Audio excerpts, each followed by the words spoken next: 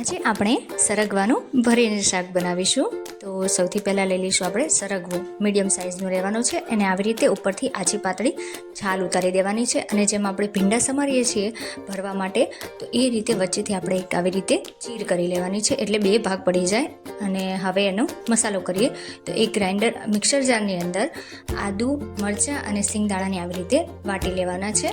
તમે ખાંડણીથી પણ વાટી શકો છો.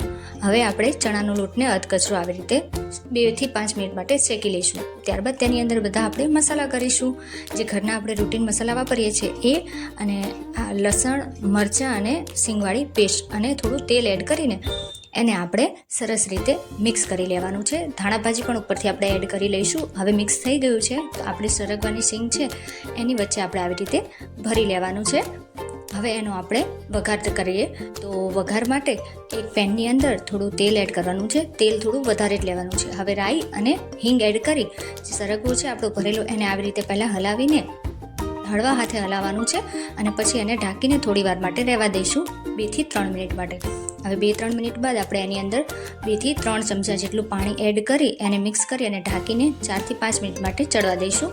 હવે સરસ રીતે બધા જ સરગવા છે ચડી ગયા છે, તો એની અંદર થોડી છાશ એડ કરી લઈશું અને એને છાશમાં ઉભરો આવે ત્યાં સુધી એને થવા દેવાનું છે. હવે જે આપણો મસાલો બચ્યો હોય તો એ પણ એડ કરી, ધાણા ભાજી એડ કરી એને સરસ રીતે મિક્સ કરી અને હવે 2 થી 3 મિનિટ માટે ઉકાળી લઈશું. તો આપણું આ ભરેલા સરગવાનું શાક